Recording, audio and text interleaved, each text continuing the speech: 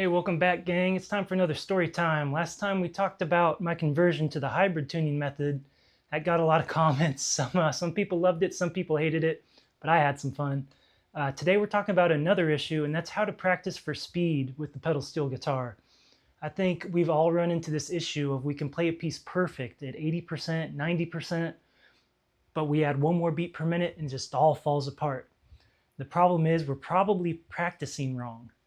So this can fall into pretty much two groups. Either we're practicing slow too much or we're practicing too fast too soon.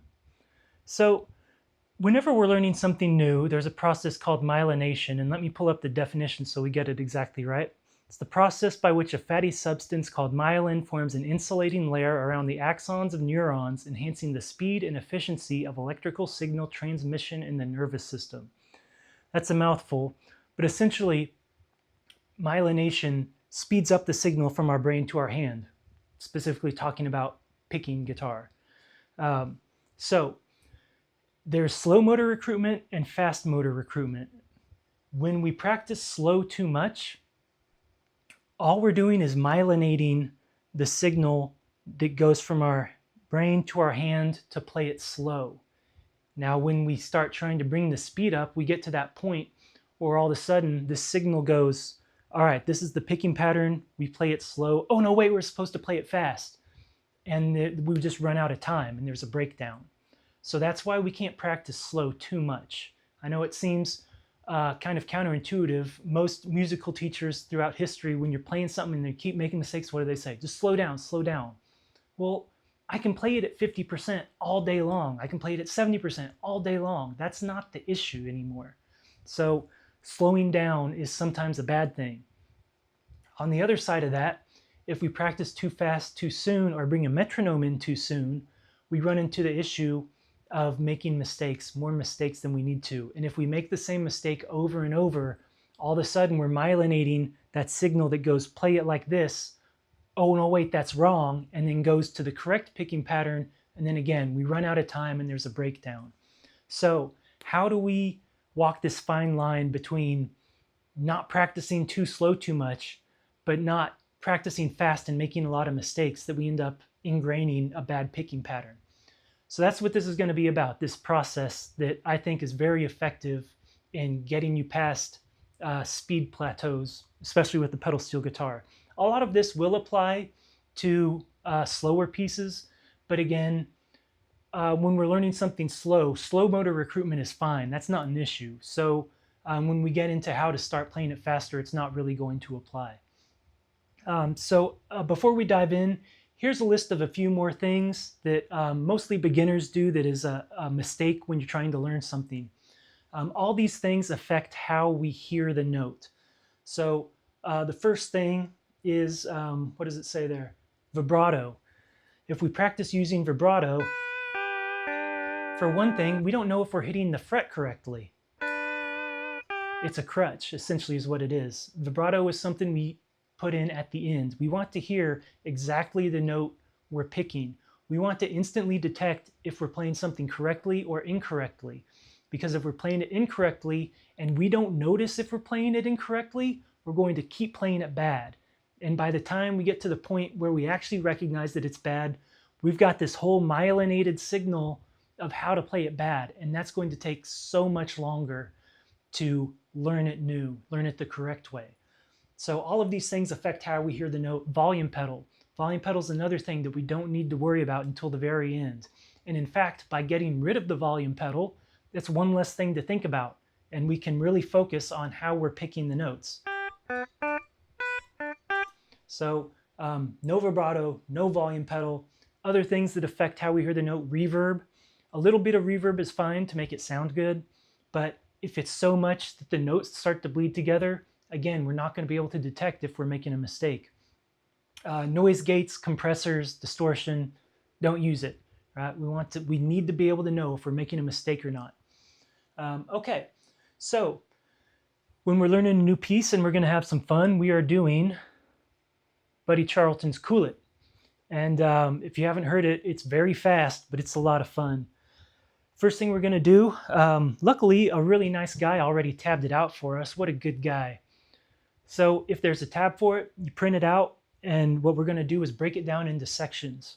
By breaking it down into sections, we're not having to learn a 20-second solo anymore. We're going to learn like, say, three 6.66 second solos.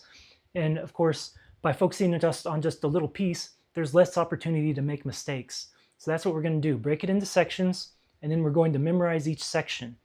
And it's important that in this stage of practice, we don't use any tempo, no metronome. And we'll get more into that by specifically what I mean. But let's go ahead and break it down into sections. I've slowed it down to 75% so we can hear it a bit better because it's so fast. It will be a bit intuitive. If we're looking at the tab already, you can see like 3rd fret, a lot of 3rd fret, 10th fret, and then back to 3rd fret. So those will be some good clues of how we want to break this down, and also just where measures end. It doesn't really matter. It should just make sense to you for how you're going to learn it.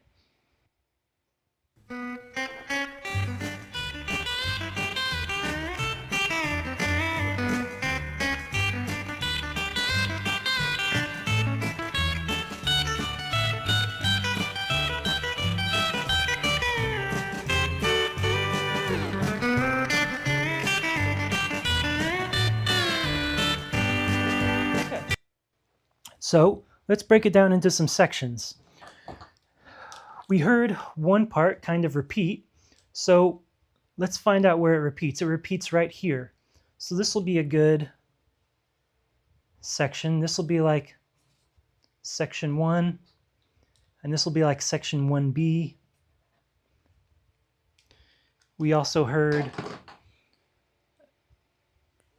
the little ending part. So this will be a good section down here.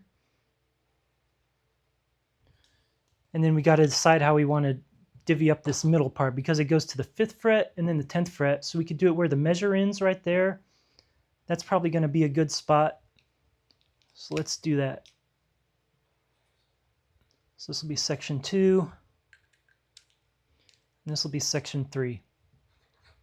So you can see, right, pretty much the same except for the very ending. So like we talked about, the next thing to do is memorize each of these sections. Now, this is also a place where we decide what we're picking. So that's why we want to print it out. We can make notes about how we're going to pick certain things. But again, I'm going to pick it. You'll notice there's no tempo. The most important thing is that I don't pick until I'm 100% sure it's the right note.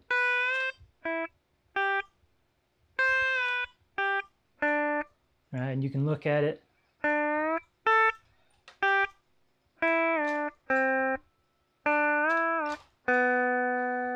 right, and I'm just going to keep doing that until I've got it memorized.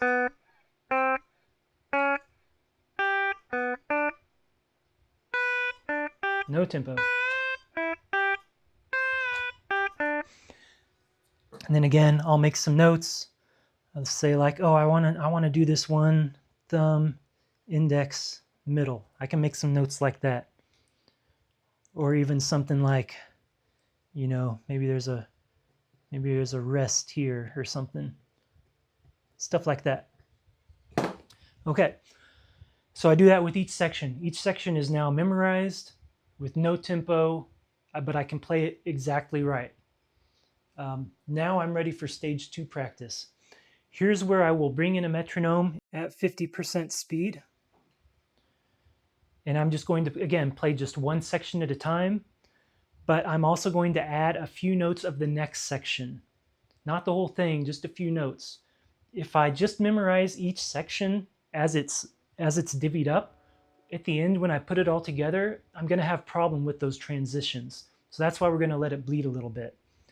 I'm going to leave the metronome running, and after each pass, I'm going to leave like 2 measures of silence. This is going to accomplish a couple things. One, it gives me a second to kind of recenter myself and focus, but it also keeps me connected, keeps me focused on what's coming next. And this has been shown to improve myelination by staying focused on the piece.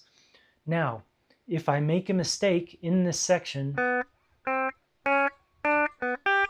do that. On the next pass through, That's what I'm going to focus on for the next pass, not making that mistake again. If I make a mistake on another part of it, fine. On the next pass, that's what I focus on. Each pass, I'm going to bump up 2 to 3 beats per minute.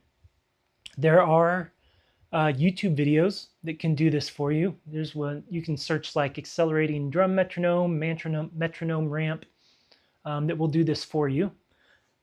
So we will try to use this one. So the song's at about 115 beats per minute. So halfway, we'll do like 55. Let's see. We'll start like right there.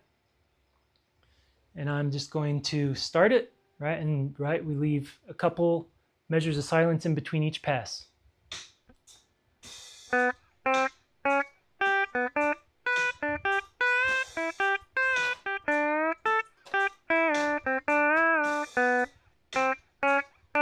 Leave a few notes into the next section. Let's go.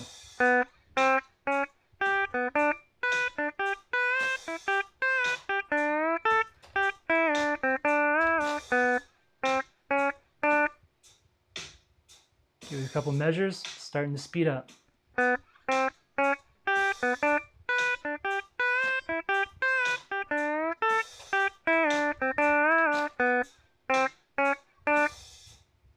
Now I'm going to do this all the way to about 75%.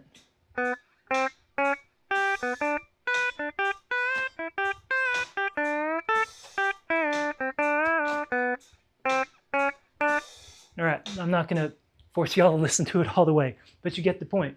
We started around 50 and we're going to go to around 70, 75, depends on how fast the song is. Going to do that with each section, right? And let it bleed into the next section a little bit. And like we talked about, we're spending as little as time possible at these slower tempos. We're just getting used to playing it with a tempo at this point. We've already got it perfect, right? We already memorized it. We're just getting it to a tempo now and spending as little time possible. So the next stage is we're going to start at about 80 beats per minute. I'm sorry, not 80 beats per minute. We're going to start at about 80% speed. It's going to be kind of the same process, except now we're not going to bump up 3 beats per minute. Each pass we're going to bump up 1 beat per minute until we get to the full speed. But we're still keeping it sections, right? So let's say, what is this, about 75 beats per minute. And again, if I make a mistake, that's the focus of the next pass.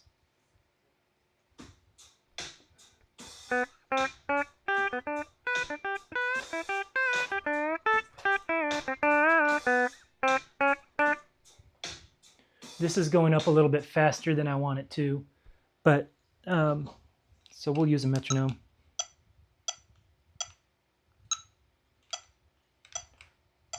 So now we're at 77.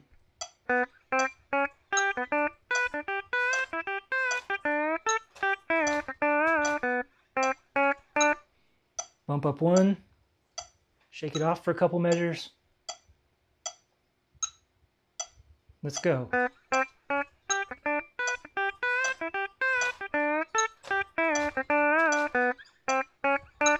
Bump up 1. All right, and you get the idea. That's what we're going to do from 80% to 100. If we get to a point where it's just mistake after mistake, that's where we stop and we go back to the beginning. No tempo, slow, and make sure every note's perfect. One thing we don't want to do is go back to 50%, right? We've already done that. We've got that down, right? Go back to no tempo. Because all we're doing is refreshing our memory on how to pick it correctly. Then we'll go back to the beginning 80% and ramp back up from there. So I hope this makes sense to you. If you have any questions about it, please let me know. I think this is a very effective way of breaking through those speed plateaus. If any of you have experience practicing similar to this, let me know also. So just some final thoughts, right? Making sure we hear the note. We want to hear the note perfect because we need to know if it's correct or not. No vibrato, no volume pedal, none of that stuff. Hit that note, hit that fret perfect. And if we make a mistake, that's the focus of the next one. As little as time in the 50% range, but in that first stage, getting it memorized and playing it perfect. I know it seems like playing without a tempo, like why would you do that? But you just got to trust me on this. We memorize it without a tempo. We want to myelinate that good picking pattern.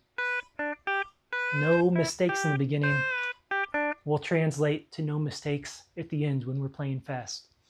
All right, y'all. Hope you enjoyed this, and we'll do another story time sooner or later. See ya. For exclusive content, lesson requests, tab library, and more, visit patreon.com/pedalsteel.